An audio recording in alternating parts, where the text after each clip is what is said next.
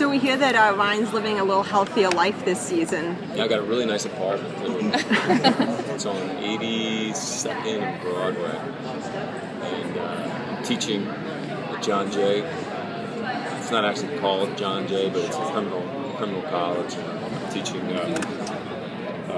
criminology and forensics, and which was a really interesting choice. At first, I wasn't sure about that choice, but then I thought about the fact that I do have this obsession with Joe Carroll, and that one of the things that I always kind of admired about him was his. There were scenes last year where I was sitting there watching him teach, and I was kind of like, "Wow, that guy's good," So now I'm attempting that myself. I stopped drinking, going to meetings, heart's in better shape, I'm running, working out.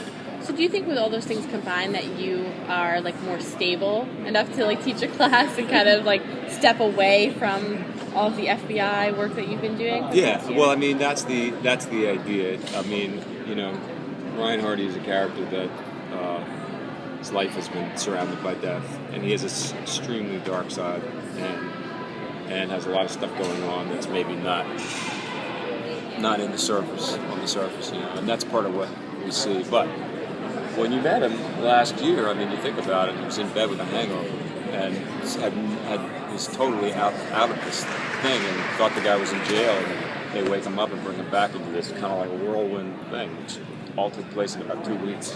And it all gets crammed together. And this is now a passage of time, 2 years later.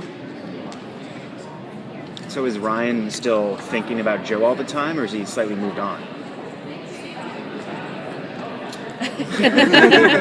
Well, yes and no. I mean, it's such a hard thing to, answer questions about the show, but because it's, we really want the experience to be fresh and new. But I mean, look, Joe killed the only woman that I ever loved. Had her killed. So, am I thinking about him? Yeah. But I have moved on to a certain extent. So yes and no. What can you tell us about his relationship with his new love interest? Well, she is. There's a crime, a really scary thing, an attack on a subway. She's a victim of it. She survives, and I meet her, probably crossing the line, in a way that I shouldn't, which is very much in keeping with this character. And I am just taken by her. She is, in a lot of ways, similar to the way I feel about Joe. She's like everything I'm not, She's worldly, speaks a million languages, has an appreciation of art, is just kind of this dynamic creature.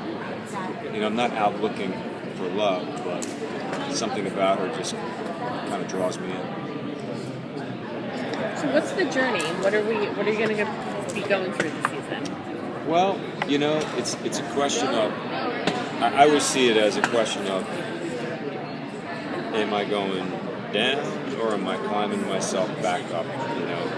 Last year I was at the bottom, kind of rock bottom, and the involvement with the case almost started to heal me in a strange kind of way because I needed this. I feed on this.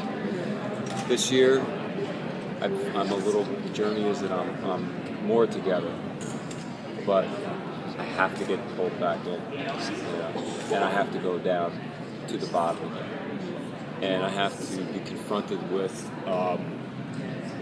very, very serious questions of morality and right and wrong and doing the right thing. That's a little bit of a theme, along with the family thing. That's a bit of a theme. Are you going to do the right thing, or are you going to do the wrong thing? And do you have the wherewithal to know what that is?